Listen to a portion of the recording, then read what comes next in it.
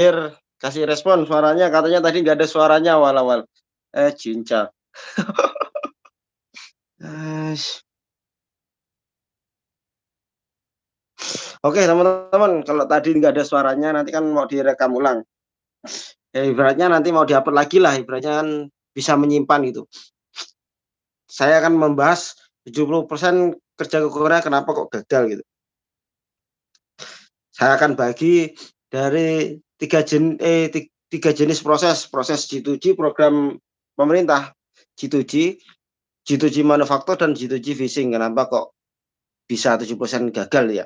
Terus yang kedua, proses P2P teman-teman. P2P itu PT Korea bekerjasama sama PT Korea. PT ini terus dibagi lagi ada 2, PT pelayaran lokal Korea, terus pelayaran ibaratnya lepas, nggak di Korea aja, lepas sampai ke Amerika, Afrika, terus Inggris, pokoknya pelayaran-pelayaran laut lepas lah teman-teman. Kenapa kok 70% saya katakan gagal?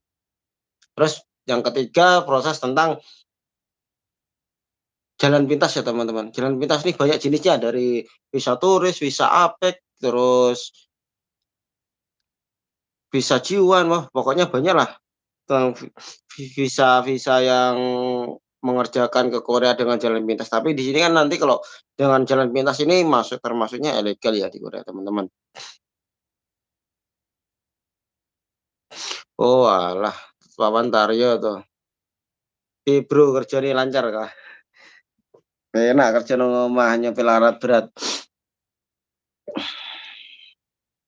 Oke teman-teman, saya bahas sekali lagi tentang tadi sebenarnya sudah saya bahas ya di awal, tapi katanya nggak ada suaranya. Sekarang saya akan bahas program G2G, program resmi dari Depnaker atau BMP2TKI ataupun sekarang namanya diganti BP2MI.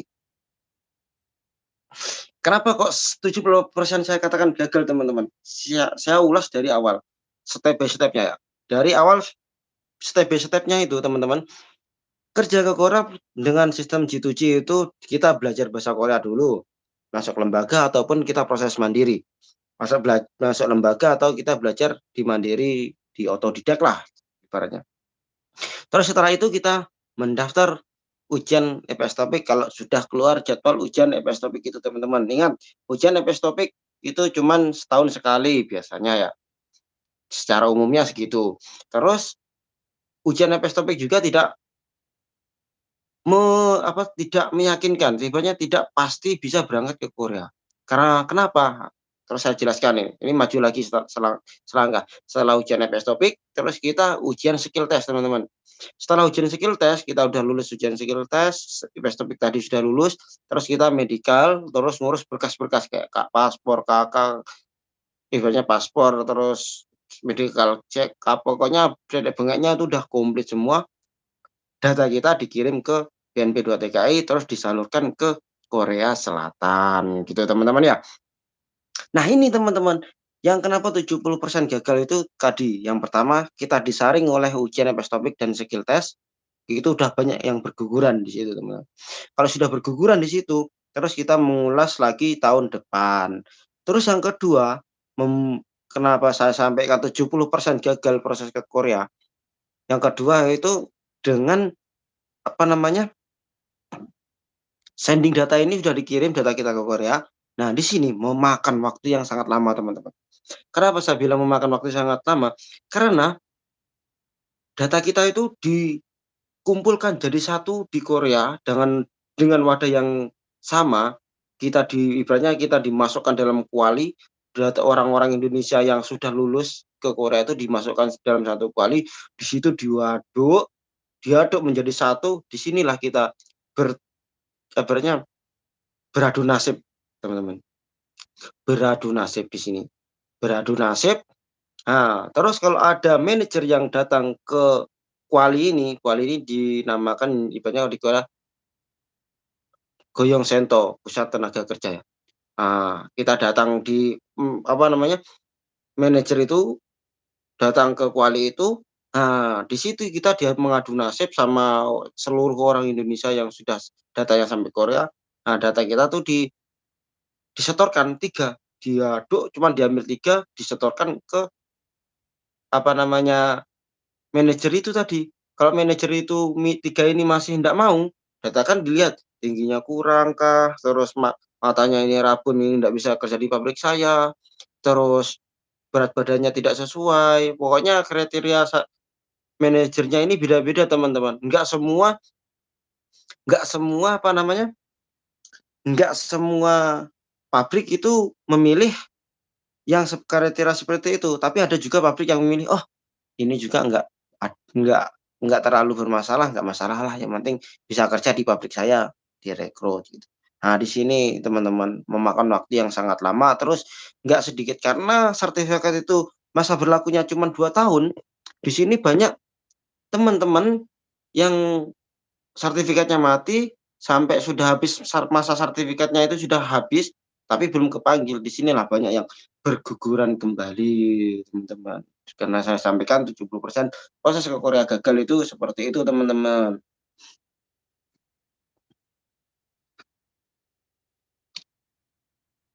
Terus yo yang mau tanya boleh lanjut. Sebelum saya lanjut lagi, kan tadi kan saya akan bahas tentang G2G, phishing G2G, phishing P2P, terus melalui jalan pintas. Tentang G2G sudah paham? Kalau udah paham, kalau belum paham saya akan ulangi, kalau udah paham saya akan lanjut ya teman-teman. Oke, untuk menginginkan waktu juga kita langsung lanjut aja teman-teman, sesi tanya jawabnya nanti yang di belakang. Terus proses phishing G2G ini kenapa? Kalau ini kalau menurut saya akan keberangkatannya itu akan lebih cepat teman. Tapi kegagalannya udah sampai Korea teman. Kegagalan mental teman-teman. Kegagalan mental itu kenapa teman-teman? Karena kejadian phishing itu benar-benar berat teman-teman, kalau kita dapat di laut teman-teman. Kalau cuma dapatnya di tambak itu masih bisa menyesuaikan teman-teman. Biasanya dapat di pulau terpencil, di sana biasanya itu paspornya ditahan, terus biasanya ada juga yang gajinya itu langsung dikirim ke Indonesia, di sana cuma dikasih berapa persen, itu juga banyak teman-teman kasus seperti itu. Gagal kenapa? Banyak pekerja dari fishing terus kabur ke manufaktur, tapi dengan cara ilegal, itu banyak sekali teman-teman. Saya katakan gagalnya 70% gagal mental, teman-teman. Belum siap belum siap kerja di fishing, dia kerja di fishing. Terus untuk fishing P2P. Nah, ini teman-teman, yang menarik lagi gembar-gembarnya fishing ke P2P kan nggak ada ujian ya, teman-teman. Banyak gembar-gembarnya, banyak yang diminati yang di sini, teman-teman. Fishing P2P ini, teman-teman.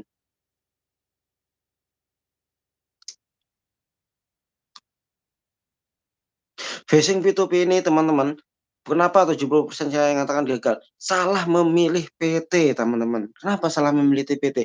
Karena sebelum melanjutkan proses kita nggak riset dulu PT-PT yang benar-benar menyalurkan tenaga kerja ke Korea teman-teman. Kenapa? Karena mulutnya sponsor itu sangat tajam teman-teman, sangat mencari pekerja, ibaratnya orang yang minat ke Korea tapi tidak mengerti wawasan, tidak mengerti jalan, nah gitu teman-teman jadinya. Jadinya seperti itu teman-teman. Biasanya ada yang menggadaikan sertifikat tanah, sampai, bayar puluhan, 80-an juta ke atas, bahkan sampai ratusan juta teman-teman. Nah, gitu teman-teman, banyak gagalnya karena tertipu oleh mulut sponsor itu teman-teman. Jadi teman-teman, sebelum berangkat kerja ke Korea melalui jalan P2P ini, kalian harus riset dulu. Minimal kita punya kenalan orang yang udah berangkat dari PT itulah teman-teman, itu.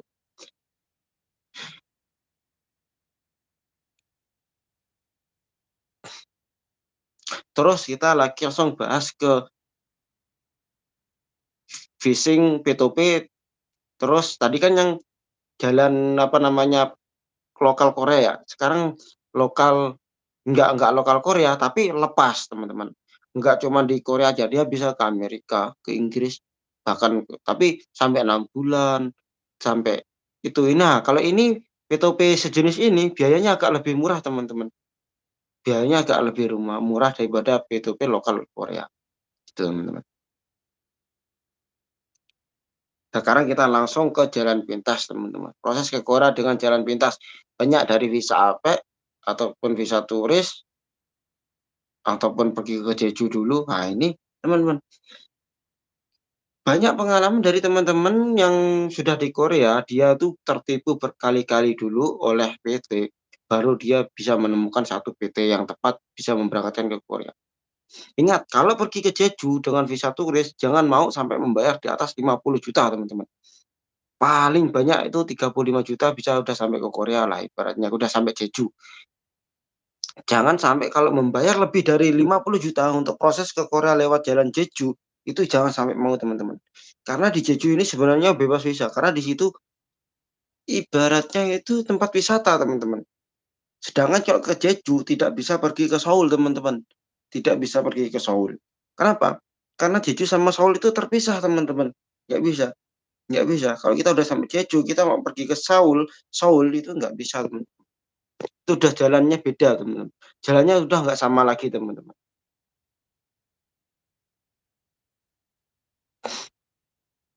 Mhm.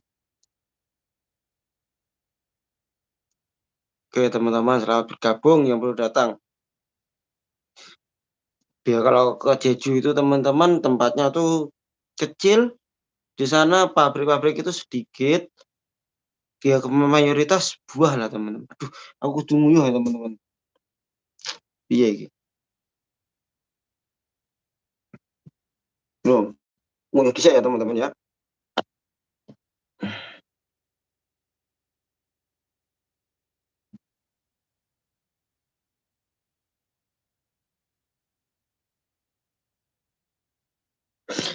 Tak tinggal nguyuh dulu teman-teman, yang bertanya tanya dulu teman-teman ya.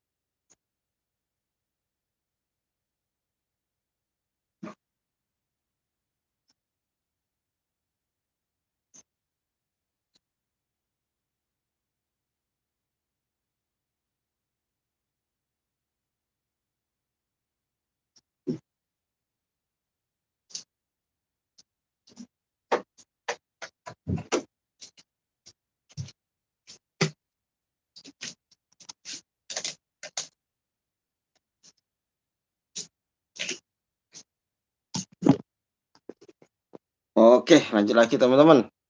Terima kasih yang sudah menanti. Sampai mana tadi? Sampai visa turis ke Jeju ya teman-teman ya. Ya teman-teman jangan sampai mau ya kalau ke Jeju sampai bayarnya ratusan juta ya teman-teman. Itu jangan sampai mau teman-teman. Beneran. Karena ke Jeju itu bukan tempatnya industri, bukan bukan nggak banyak industrinya di sana teman-teman. Di sini banyak gagalnya di sini teman-teman. Ada teman saya itu dia mau proses ke Korea itu sampai dibohongin berkali-kali teman-teman. Udah hampir ratusan juta lah teman-teman. Sedangkan kalau ratusan juta itu udah bisa buat usaha di rumah teman-teman. Hmm.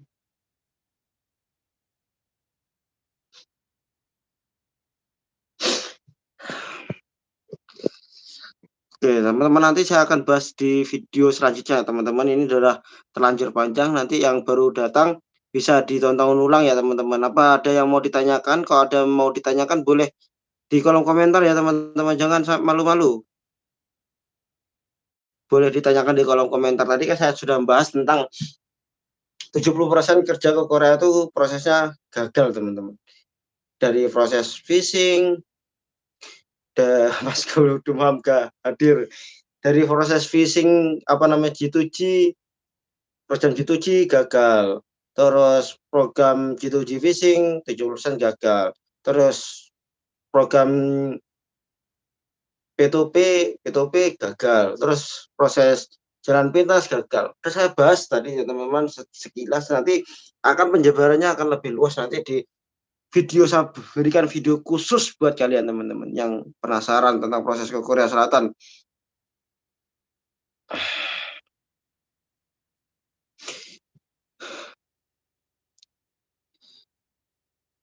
Oke, teman-teman kasih responnya ya, soalnya yang belum paham tentang pembahasan saya tadi, apa yang belum paham boleh ditanyakan ya teman-teman.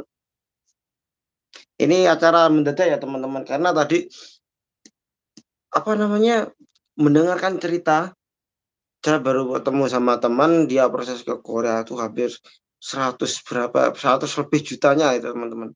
Saya kasihan kalau kayak gitu.